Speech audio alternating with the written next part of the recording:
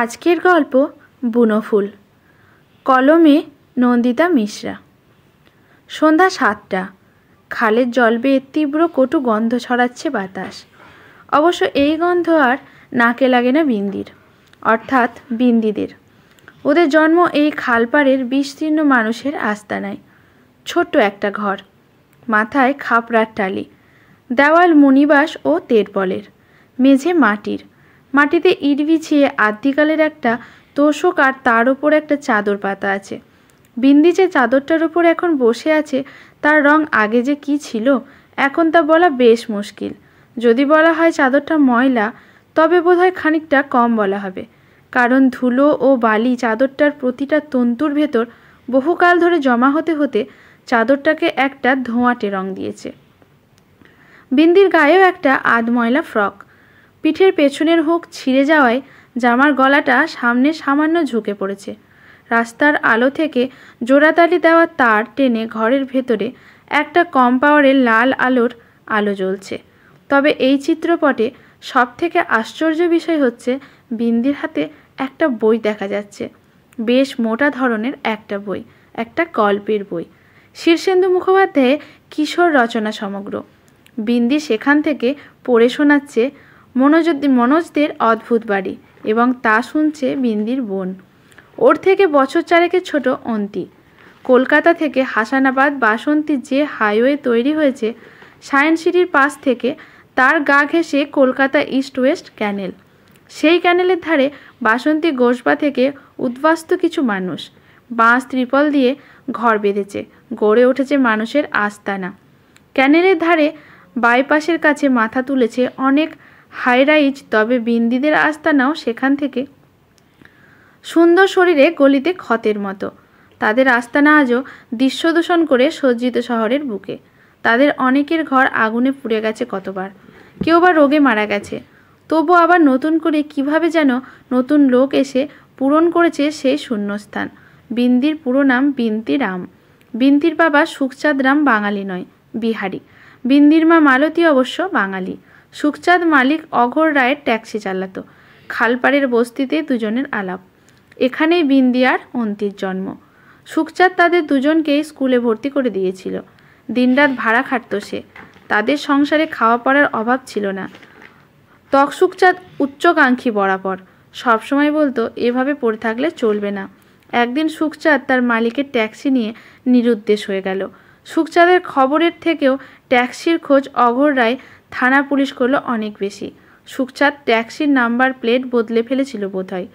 ট্যাক্সির খোঁজ পাওয়া গেল না কিছুতেই। একসময় পেটের টানে কাছাকাছি আবাসনগুলোতে মালতী ঝিয়ের কাজ শুরু করলো।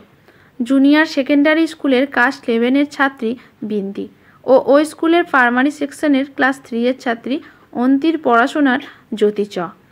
বিন্দি ছিল স্কুলের বেশ মেধাবী ছাত্রী। পড়া বন্ধ হতে ভীষণ মুচড়ে পড়ে সে। মালতী মেয়ের মনের দুঃখ বুঝতে পারলেও কিছু করতে পারে না। সারাটা দিন বাবুদের বাড়ির কাজে কেটে যায় তার। রাতে রান্নার কাজ ও দিনে ঘর মোছা বাসন মাজা। সে পড়ানোর খরচের ভয়ে কোনো উদ্যোগী না। খালপাড়ের বাসিন্দাদের দিনগুলো সব এরকমের। কলকাতায় আবর্জনাবাহী খালের জলের বিষাক্ত গন্ধ বহু দূর বিস্তৃত হলেও দিনের পর দিন থাকতে থাকতে ধীরে ধীরে ভোঁতা হয়ে গেছে তাদের ঘ্রাণ শক্তি। কেমন এক ধরনের অভ্যাস তৈরি হয়ে গেছে। দূর থেকে বড় রাস্তায় গাড়িতে বসে নাকে রুমাল চাপা দেয় আরোহীরা, কিন্তু বিন্দি, অন্তি, বাসনা, জবা, পান্তু, রূপসী, ঝিনুরা এর মধ্যেই যাপন করে তাদের শৈশব। বই পড়তে পড়তে বিন্দি বইটা মুড়ে দেয়। ভোলার গলা না? হ্যাঁ তো, ভোলাই কুই কুই করছে। ভিতর একশেষ একটা। বিন্দি আর অন্তি তাদের তেরপলের বাইরে এসে দাঁড়ায়। ভোলা বিন্দির পোষা নেড়ি কুকুর। ভোলাকে অন্য কয়েকটা বাইরের কুকুর ঘিরে রেখেছে।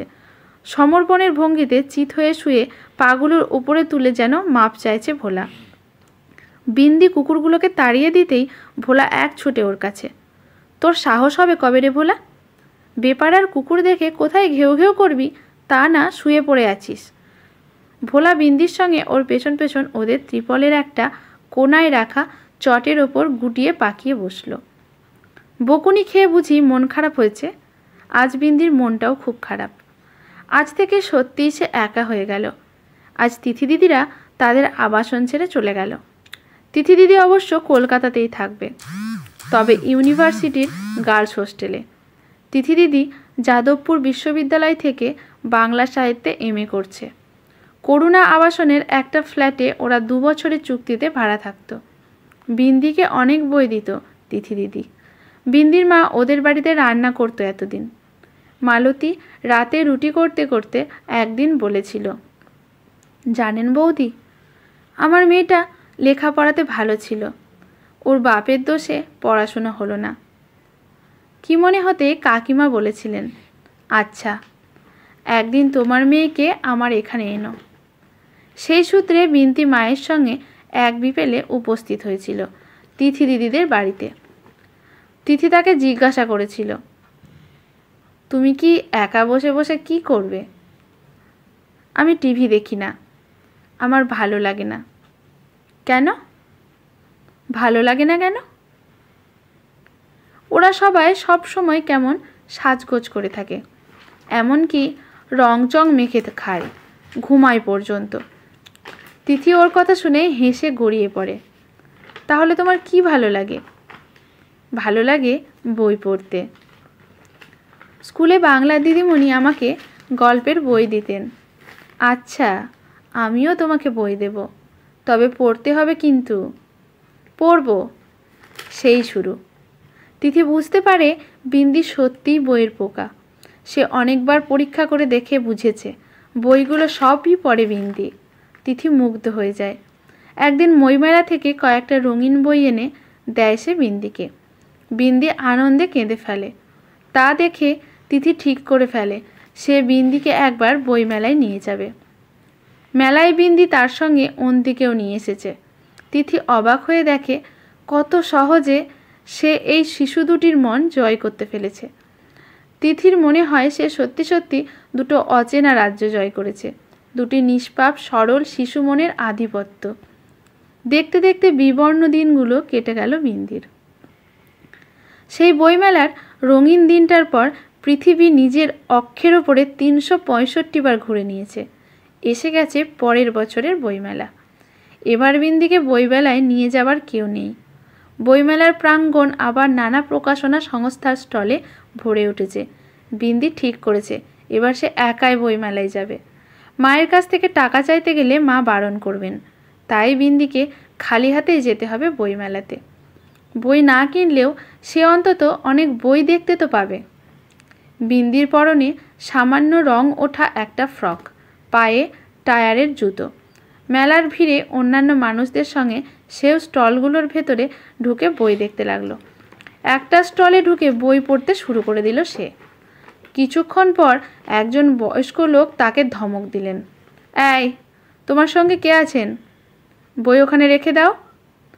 বই কিনলে ওটা নিয়ে কাউন্টারে যাও, এখানে দাঁড়িয়ে ভিড় করো না। বইটা রেখে দিয়ে চলে আসে বিন্দি, কারণ তার কাছে একটাও টাকা নেই। তারপরেই অন্য একটা স্টলে ঢোকে সে। ছোট ছোট বইগুলো এক নিঃশ্বাসে পড়ে নিতে থাকে। সে যেন পুরোপুরি বইয়ের জগতে হারিয়ে যেতে থাকে। এখানেও মৃদু ধমক শুনে বিন্দি উদাসভাবে স্টলের বাইরে এসে দাঁড়ায়। তখন চোখে পড়ে একটি পরিবার, ঠিক তারই বয়সী একটি মেয়ে। কি অপূর্ব সুন্দর দেখতে।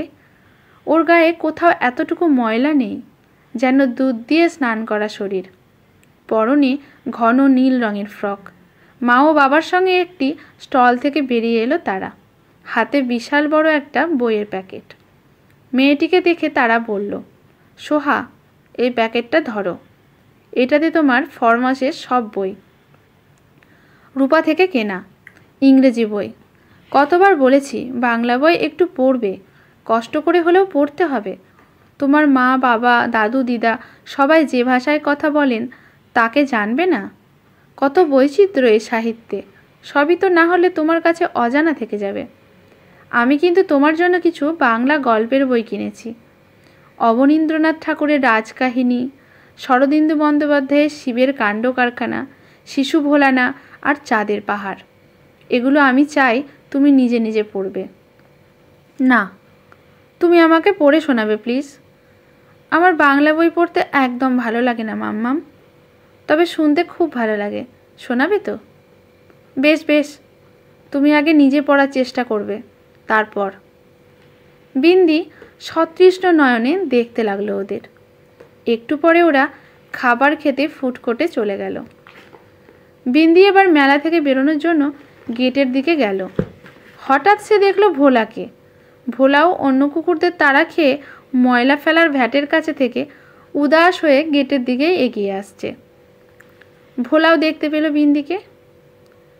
অনেকক্ষণ পরে যেন পরিচিতি কাউকে দেখলো বিন্দি। ভোলাও তাই। দুজনেই আনন্দে আত্মহারা।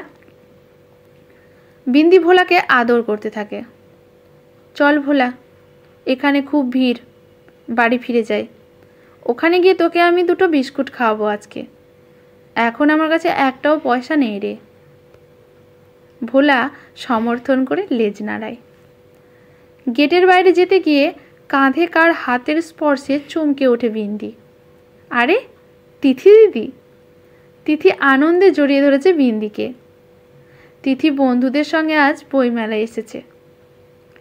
এরপর বেশ কিছু বই কেনা হলো বিন্দিরও।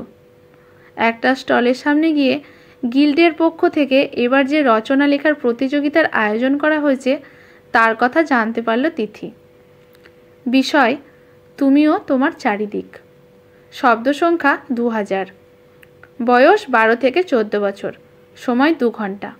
প্রথম পুরস্কার 5000 টাকা। দ্বিতীয় ও তৃতীয় পুরস্কারের মূল্য যথাক্রমে 3000 ও 2000 টাকা। আগামীকাল বেলা 12টা থেকে প্রতিযোগিতা শুরু। আজও নাম দেওয়া যাবে। তিথি বলল, বিন্দি নাম দিবি? গুছিয়ে লিখতে হবে কিন্তু। তারপর উত্তরের অপেক্ষা না করেই বলল, চল ওখানে যাই। ফর্ম তুলে জমা দেওয়ার আগে ওখানে নিজের মোবাইল নাম্বারটা লিখে দেয় তিথি। বলে, কাল এখানে 11টার মধ্যে চলে আসবি। তারপর তোর যা মনে আসবে বসে বসে বেশ করে সাজিয়ে গুছিয়ে লিখবি, কেমন? লেখার সময় শব্দ সংখ্যা কিভাবে গুনবে তাও বুঝিয়ে দিল সে বিন্দিকে। বিন্দি ভাবে, সে যদি প্রথম পুরস্কার পেত কি ভালোই না হতো। সে তাহলে মাকে, অন্তিকে আর তিথি দিদিকে কিছু কিনে দিতে পারত। তিথি দিদিকে কিছু দিতে বিন্দির বড় স্বাদ হয়। তাকে তিথি দিদি কতবার বই উপহার দিয়েছে, সেও বইই দেবে তিথি দিদিকে। তারপরেই বিন্দি ভাবে, ধুর, সে কি এসবের যোগ্য? কত বড় ঘরের ছেলেমেয়েরা আসবে, সে কি তাদের মতো অত ভালো লিখতে পারবে? বিন্দি প্রতিযোগিতার লেখা জমা দিয়ে চলে আসে। তারপর দিন কাটতে থাকে একঘেয়ে বিবর্ণতায়। সঙ্গী নতুন কয়েকটা বই, এই যা পার্থক্য। কদিন মায়ের খুব জ্বর। মালতী বিন্দিকে তাই পাঠিয়েছে বাবুদের বাড়িতে বাসন মাজতে। মালতী জ্বরের ঘোরে বিছানায় এপাশ ওপাশ করতে থাকে। এমন সময় বাইরে কাদের গলা পেয়ে অতি কষ্টে মাথা তোলে মালতী। সে দেখে তিথি তার কয়েকজন বান্ধবীকে নিয়ে তাদের এখানে এসেছে। মালতী অবাক দৃষ্টিতে তাকিয়ে থাকে। তিথি বলে, মালতী মাসি, বিন্দি কোথায়? ও অবাক করেছে আমাকে। বইমেলাতে একটা রচনা প্রতিযোগিতায় ও ফার্স্ট হয়েছে। আমাকে কিছুক্ষণ আগে ফোন করে জানিয়েছেন ওরা। আমি তাই ওকে নিতে এসেছি। ওর ভালো জামাকাপড় আছে তো? আজ বিকেলে স্বয়ং তথ্য সংস্কৃতি মন্ত্রী বইমেলাতে আসবেন। শুনেছি উনি ওর হাতে পুরস্কার তুলে দেবেন।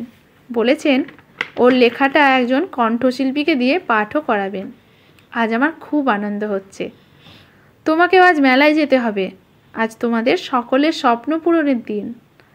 আলোকোজ্জ্বল এক সন্ধ্যায় মঞ্চে উঠেছে বিন্দিরাম। সে তার লেখায় অসামান্য দক্ষতার তার চারপাশের কথা যেন তুলির টানে এঁকে ফেলেছে। সেখানে তার পাওয়া না পাওয়া সব কথাই আছে, এমনকি আছে ভোলারও কথা। তার লেখা শুনতে শুনতে মন্ত্রীমশাই চোখ মুছতে থাকেন। তারপর বিন্দির হাতে টাকার অঙ্ক তুলে দিতে দিতে বলেন, তোমাকে আবার লেখাপড়া শুরু করতে হবে। তুমি এখানে দাঁড়িয়ে সবাইকে কিছু বলো। ভালো লেখিকা তুমি, নিশ্চয় ভালো কথাও বলতে পারো। কথা শেষ করে মাইকটা এগিয়ে দেন তিনি বিন্দির হাতে। না না, বিন্দি ভালো বক্তা নয়। তার সব এলোমেলো হয়ে যাচ্ছে। তার খুব কান্না পাচ্ছে। গলার ভেতর জমাট বাঁধা কষ্ট। সে জল ভরা চোখে শুধু বলে, স্যার আমার পড়াশুনো করার খুব ইচ্ছে, তবে আমি একা নই। আজকের গল্পটি এখানেই সমাপ্ত। যদি ভালো লাগে লাইক, কমেন্ট, শেয়ার করে পাশে থাকবেন এরকম নতুন গল্প পেতে। ধন্যবাদ।